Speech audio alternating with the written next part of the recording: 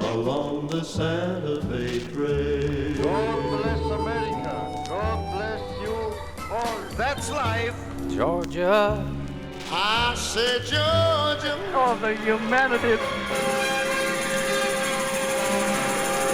You load 16 tons. Gotta jump down, spin around and pick a bale of cotton. Gotta jump down, spin around and pick a bale of day. All day, all night, Marianne. And then I made him an offer he couldn't refuse. Time now for spinning my dad's vinyl. Here, with all his skips, scratches, and pops, is my dad, Frank Vaccarello. Thanks, sweetie, and thank you for tuning in to episode 212 of Spinning My Dad's Vinyl. My dad seemed to have an album for every occasion. I've said that before. I can't tell you how appropriate the timing is to play this record for you. Oh, wait.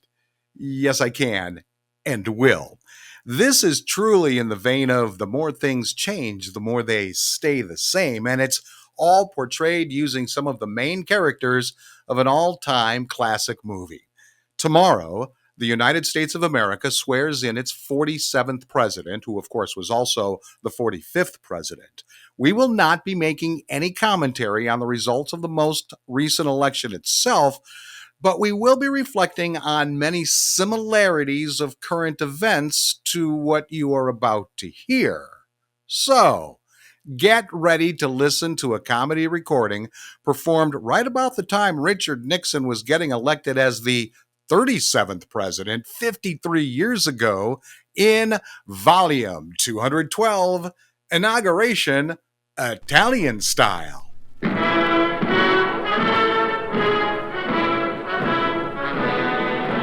Ladies and gentlemen, the President of the United States. Today,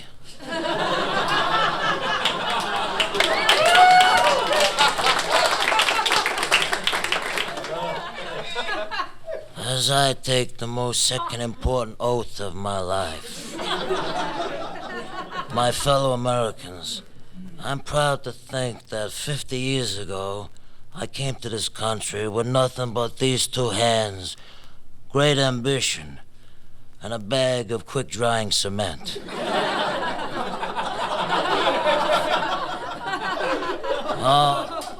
You have chosen me over my worthy opponent, a man who spent millions of dollars on TV spots, newspaper advertisements, and unfortunately, he disappeared. To those people who supported me in my campaign, I say, God bless you. To those who oppose me, I say, God help you. I take office at a critical time. For too many years, we've been involved in a war nobody wants. So my first official act will be to call a ceasefire. I will do that by withdrawing all our troops from the south side of Chicago and putting them back on the airlines where they belong. But my friends, strength is no good without love. We must learn to love each other, especially the minorities. And all my cabinet members are made up of minorities. Fungi Gambola, Angelo Conguita, Vittorio Notarelli, and Red Fox.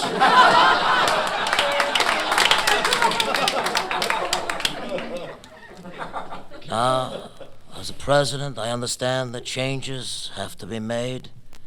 And here's my first change. Starting this next Tuesday at 9 o'clock in the morning, Sicily will be the 51st state.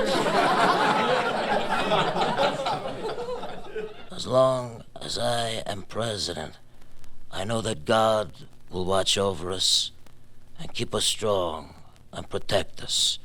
I know he will do this because I prayed to him. And then I made him an offer he couldn't refuse.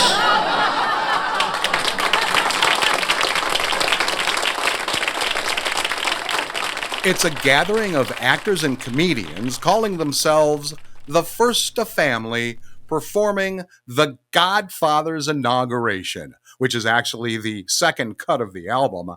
The first cut explains why the Don was running for president in the first place. Okay, why this record for this episode? Honest, I'm not drawing any parallels between these skits from 1972 and what is currently happening now, but if you want to infer any parallels, I certainly won't stop you. When I listened to this album, I couldn't help thinking about the feeling certain people have about a certain someone and how dead on the writers of this material were so many years ago. Yes, you could still drop this comedy into almost any presidential election and aftermath in the last 5 decades, but doggone it, the lead character of this story just happens to have the same name as our incoming president, who, of course, has been compared to the head of the mob. I don't think this is an odd record in my dad's collection. There's not only parallel to the incoming president, of course. The main character of this recording does a great job of imitating the main character from the famous Godfather movie, which came out the same year as this album. Now, not all of them, but some of these skits also relate to some great Italian-American family traditions, like this next bit. A little pinch of oregano and a little hot pepper, I think. Mrs. President. That's me.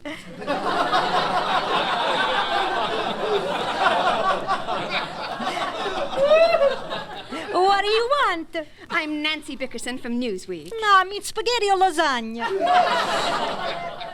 Eat, then we talk. Oh, no, thank you. Hey, it's a longer walk. She's a one bigger house. I know, over 60 rooms. Man, it takes me 2 days to just a vacuum.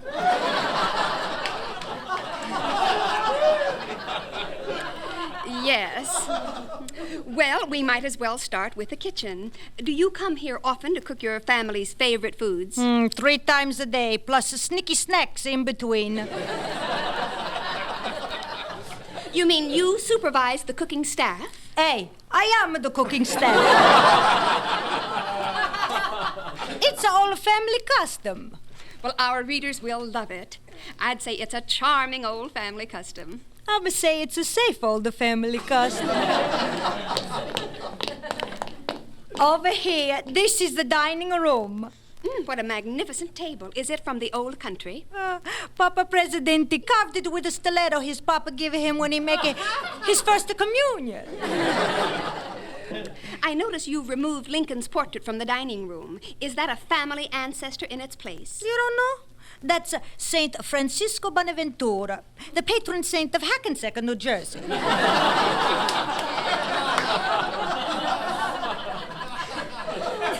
Oh, that's unusual. A pregnant religious figure. That's Saint Margherita Pastori. She's the patron saint of careless virgins.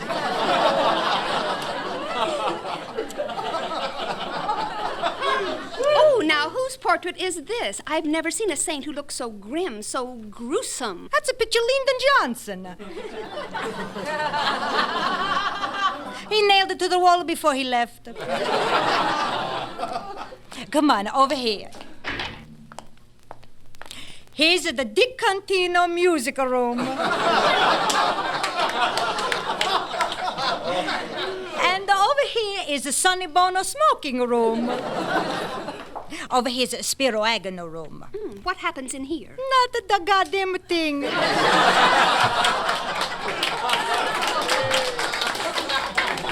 Oh, what happens in this pleasant room? It's where Papa Presidente give his grandchildren a history lesson. You listen.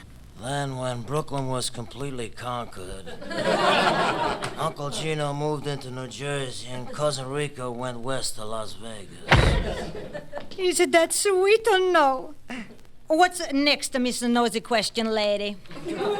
Well, we've certainly seen a lot of changes. Plastic covers on the furniture.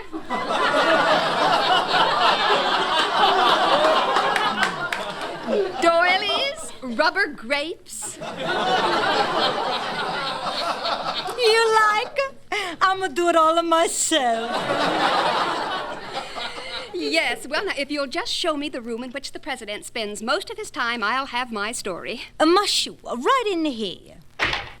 Oh, there must be some mistake, Mrs. President. This is a bathroom. Yeah, that's all right.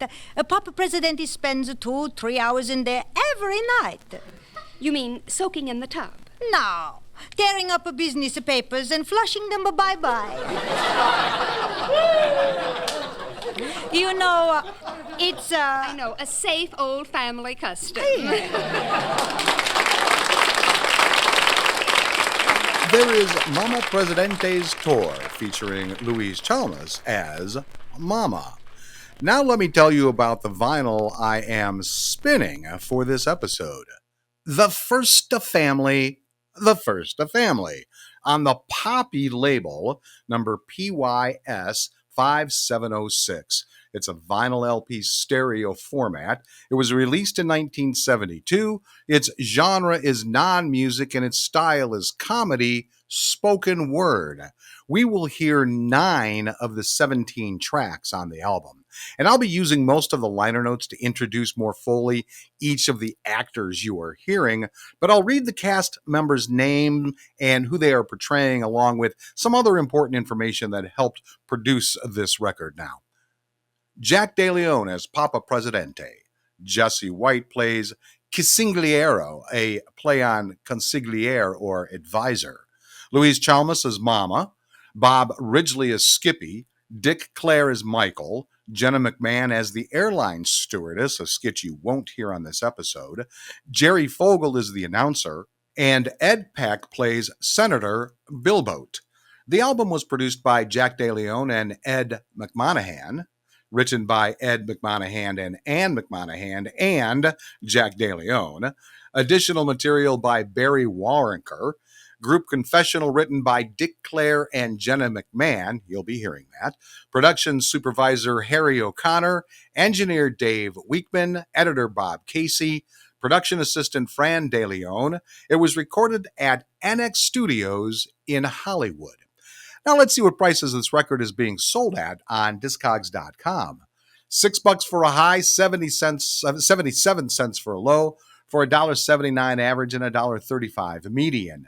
It was last sold on December 28th, 2024 for $2.95. My dad's record is in fair to good condition, not much hiss or crackle. The surface is really clean, probably because it's still in the original paper sleeve. It doesn't look like he played it very much. The cover is in poor condition only because it's a cutout. This one is the variety that has a huge part of the lower corner missing right at the entrance slit, right where that slit is. The color is still a very strong royal blue with just a hint of the disc outline weathered in. The back is in good condition too. There are no other markings usually seen on my dad's covers, including no address label on the front. So I will value my dad's vinyl at $1.50. Next up, I've already described plenty of family dinners to you in past episodes. One of the most important moments for a new administration is the president's first meeting with his cabinet. Hey, somebody pass the salt, yeah? Huh? Mama, can I have a little more spaghetti? No more spaghetti. Save a room for the lasagna. All right, your attention, please.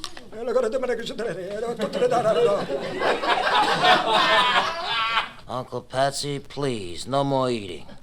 Mama, will you get Uncle Patsy a doggy bag? All right, we'll now have roll call. Secretary... Yeah, Bob, yeah. Shut up your mouth. Secretary of Education. Hey, Bob, yeah. Can we have a little more decorum? Can we have a little more Chianti? I'm gonna ignore that. Next, Secretary of Agriculture.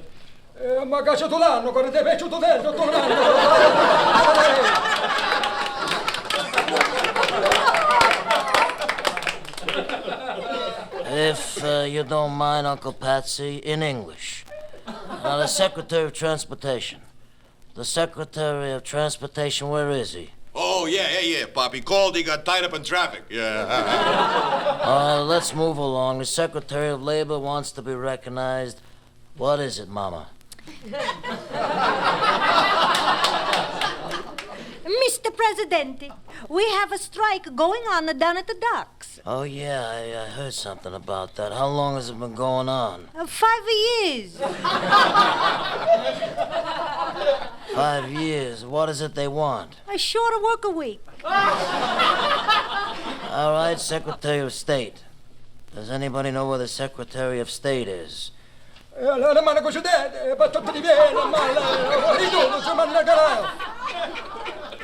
Oh, that's too bad.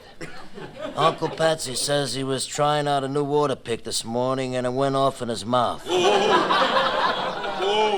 Mr. President. What is it, Secretary of the Interior? I need help with the longshoremen.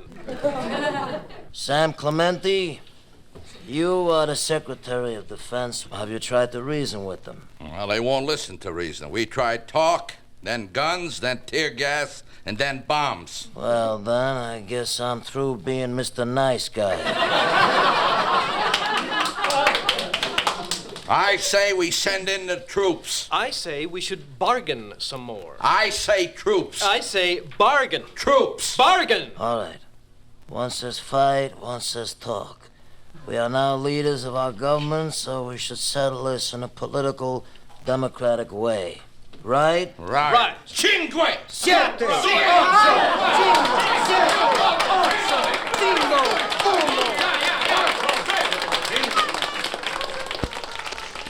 Spinning my dad's vinyl.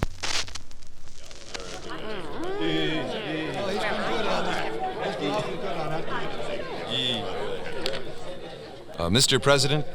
President, George Jones here of the St. Louis Post-Dispatch. I think we're about ready to start the press conference. Sure, just as soon as we sell a few more things. You handy with tools, I'll make you a good deal on this chair. I must say, this is a bit unusual, holding a combination press conference and garage sale on the White House lawn. Mr. President, I'd like to ask you your opinion on busing. First, I gotta ask you bought anything? Well, there's nothing I want. Oh, that's too bad. I would give you a good deal on this here vase. I changed my mind. You don't want the vase. It's chipped. But I understand it was chipped by Mrs. Herbert Hoover. I don't remember her being here. Mama, do you remember Mrs. Hoover being here? Who knows? They come, they go. Mr. President, are you in favor of legalized gambling? Who asked that question? Stevens from the AP, sir. Throw him out, boys. And make a note never to shop in his market again.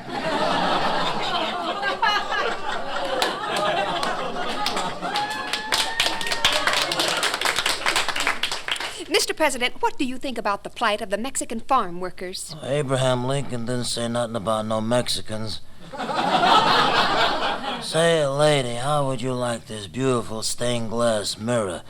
Billy Graham used to shave in it. Well, I don't know. Here, I'll show it to you. I hate to interrupt you, Mr. President, but we just received word that California fell into the Pacific.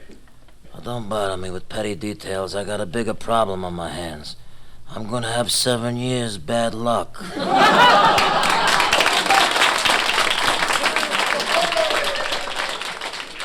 There's some extra absurdity for you in the White House garage sale.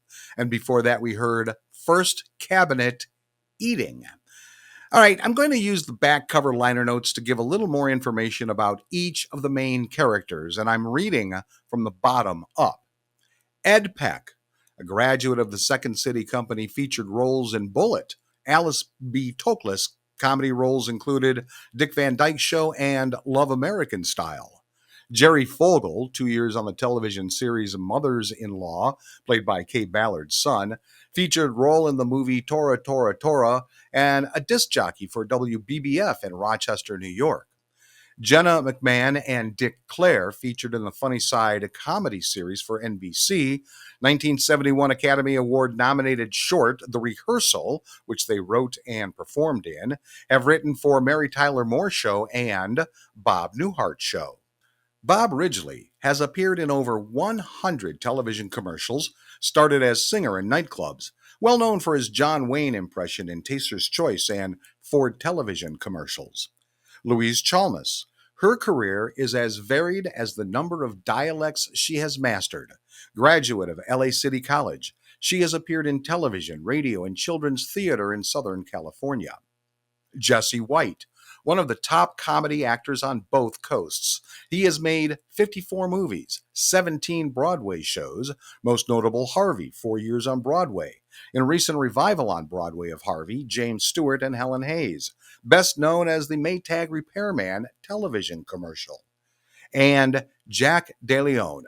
Jack the Presidente and star of The First Family is an Italian Brooklyn-born actor and comedian and is considered by his peers to be one of the most versatile vocal impressionists in show business.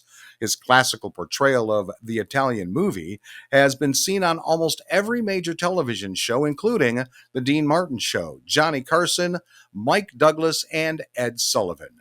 Jack now resides in California, where he is acting in television, motion pictures, writing scripts, and dreaming up ideas like The First Family.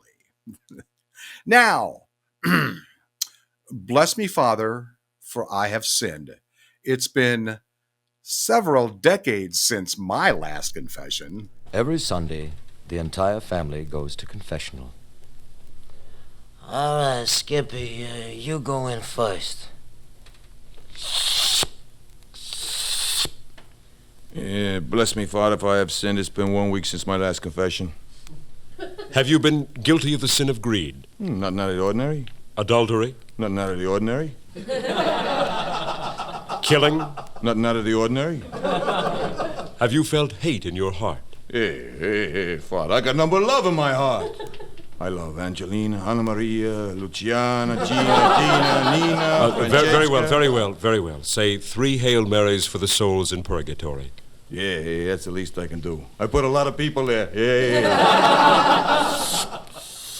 Mama, you next. Bless me, Father, for I have sinned. It's been 5 minutes since my last confession. Mama, you're always wasting my time. You don't even know what a sin is. I mean, you're so pure in heart, so simple, so saintly. That's all true.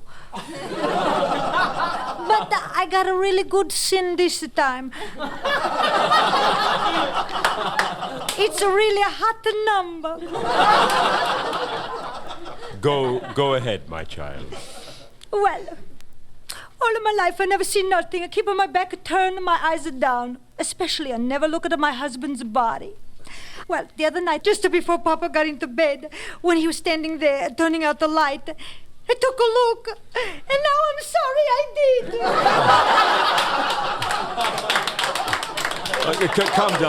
Calm down, Mama, calm down. Say 3 Our Fathers and 3 Hail Marys. That's not enough. Give me more. It's plenty, Mama. You call that a penance? You calling yourself a priest? What's happening in there, Mama? Everything is fine, Mr. President. Just a little disagreement about the penance. Oh, you give Mama the penance she wants, okay? Sure. How do you feel about 10 rosaries and 10 stations of the cross? You got a deal. Fine, Mama. Go in peace and pray for me. Michael, it's your turn. Bless me, Father, for I have sinned. It's got to have been eons since my last confession. Well, I just haven't been able to stand myself lately because a couple of weeks ago I was really evil. I was at this party in Sausalito with Fred and Eloise and that bunch of bores, and Eloise went on and on about this wretched poodle of hers. And finally I said, Eloise, who cares about your damn poodle? Well, the next day she went right back into therapy, and I've been feeling just dreadful ever since. Mm-hmm. Anything else? Well, I guess I've been sassy to my father of late. That's disrespectful. And dangerous. Ho, ho, ho, tell me.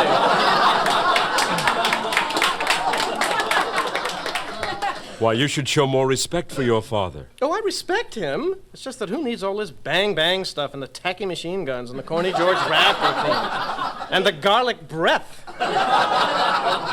When you don't help him with the government business, you break his heart. Toughies. Look, I just want to be left alone in my little knick-knack shop in the village. Now, if the lecture's over, I'd just as soon leave. Suits me. Ciao. Okay, Papa. Hello, Father. Bless me, Mr. President, for I have sinned.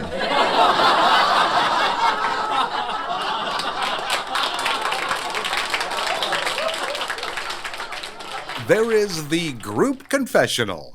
As a recovering Catholic, I really felt that one. Time now for this episode's interesting side note, and it has to do with a particular Italian stereotype portrayed in pop culture. The iconic image of an Italian mobster carrying a violin case that conceals a machine gun first gained popularity during the Prohibition era of the 1920s and 1930s, reflecting the public's fascination with organized crime. The concept is tied to real-life gangsters who used inconspicuous containers, such as violin or guitar cases, to discreetly transport firearms, particularly the compact Thompson submachine gun, or Tommy gun. Apart from being the ultimate mobster prop, carrying a Tommy gun in a violin case came about as a practical solution in the 1920s to needing to carry a firearm in public. When people caught on, violin cases started to be used to hide all kinds of firearms, from machine guns to sawed-off shotguns. From a practical point of view, musical instrument cases come in a wide range of shapes and sizes, making them the perfect prop for concealing any weapon you might be transporting. But gangsters didn't just use musical instrument cases. They used anything that was handy. Real-life gangster Al Scarface Capone reportedly used to carry his shotgun in a golf bag. Others would carry them in newspapers. Due to the large size of certain U.S. newspapers in the 1920s and the early part of the 1930s, says Valerie Cormette in The Guardian, even a machine gun could be concealed relatively easily. Bullets could be fired from rolled-up newspapers much more efficiently than from a violin case. She said, "I think Hollywood has a lot to do with this myth. A violin case is much more visually arresting than a copy of the Chicago Tribune." The violin case concealing a machine gun likely first appeared in popular culture through urban legends and pulp fiction of the time, but it wasn't widely visualized on screen until later films and media. Early depiction could be traced to Looney Tunes or Merry Melodies cartoons, which often played with mobster stereotypes in an exaggerated, humorous manner during the 1940s and 50s. Cartoons like these popularized absurd yet memorable imagery, such as mobsters with violin cases containing machine guns, cementing the trope in public consciousness. The reason this imagery caught on is because it encapsulated the duality of mobsters, using an object associated with culture and refinement, a violin, to hide something violent and subversive. Okay, now for 3 short bits in a row. All right, Skippy. Now listen close. Now let's check it one more time just to make sure. You all right, Sam? Ooh-wee. Now the starting mechanism ain't been touched. What about the motor? You never see. Oh, yeah, it's safe too. We triple-checked it. Okay.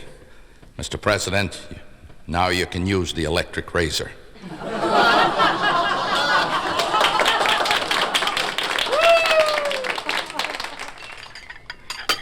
What's the matter, Papa?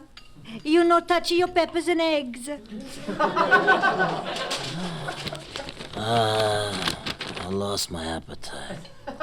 Every time I pick up the newspaper, it gets worse and worse. What is it this time? I can't figure out what to do. I think, and the answers don't come. Maybe I can help. Oh, thanks, Mama, but what does a woman know about this kind of problem? Try me. You never know. Okay, Mama. What's a 6-letter word for vestibule?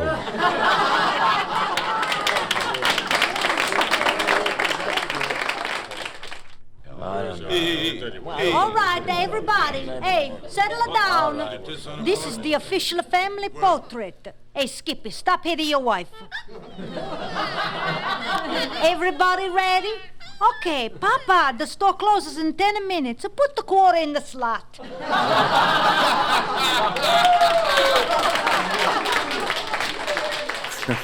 That was Family Portrait. And before that, we heard Breakfast Problem. We started that set out with Papa Presidente's Security. Well, I hope you enjoyed this episode as much as I enjoyed bringing it to you. While digitizing this record, I kept chuckling to myself, not only because some of these bits were really funny, but how the subject matter of this album from 53 years ago and how it was treated is so similar to some of the situations we are seeing today. I loved it. I don't remember this album cover from my growing up days in the house.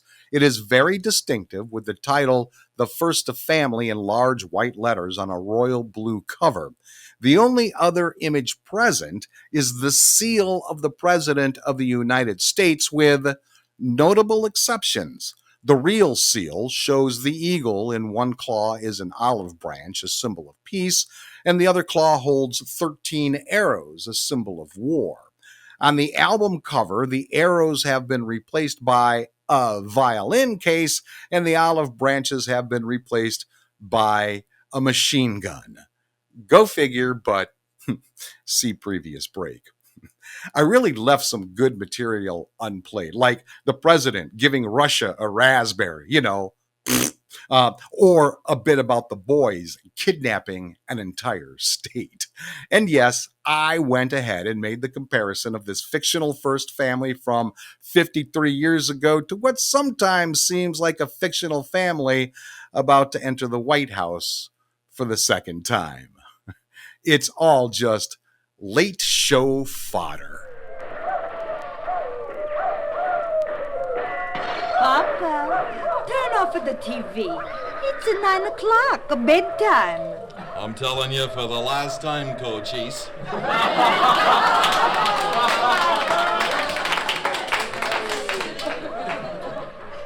And I mean it. Either you wash your loincloth or get off the reservation.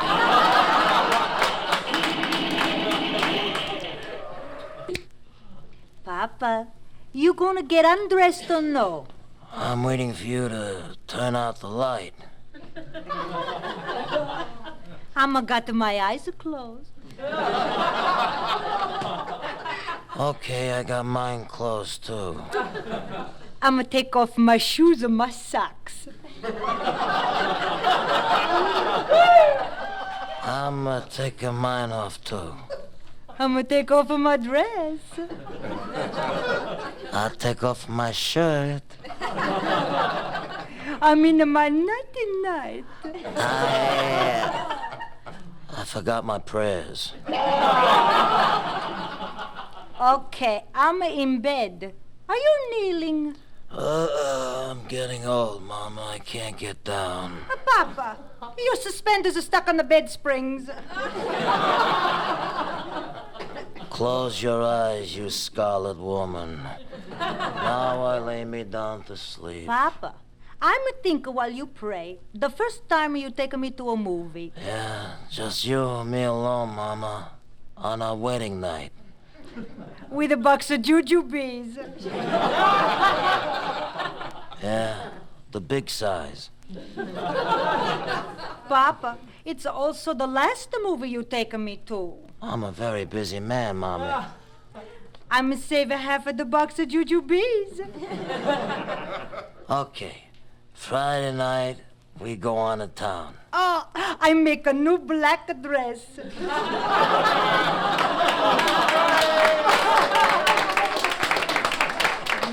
All right, any movie you want to see. No, Papa, you pick it. Okay, we'll go to see the Jack Benny Festival, and we'll see the horn blows at midnight.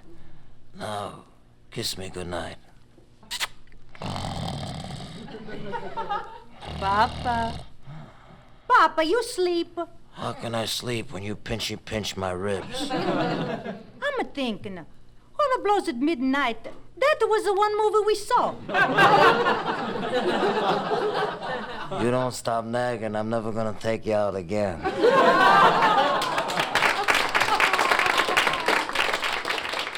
That bit was called The Late Show. And there you have selections from a comedy album produced the same year as the first Godfather movie was released and President Nixon was re-elected. So thanks for tuning into Volume 212, Inauguration Italian Style, however you did. If you want more information about this show, head over to spinningmydadsvinyl.com. I'll be back next week with all my skips, scratches, and pops for Volume 213, Ray's Marvelous. Until then, go with the flow, my friends.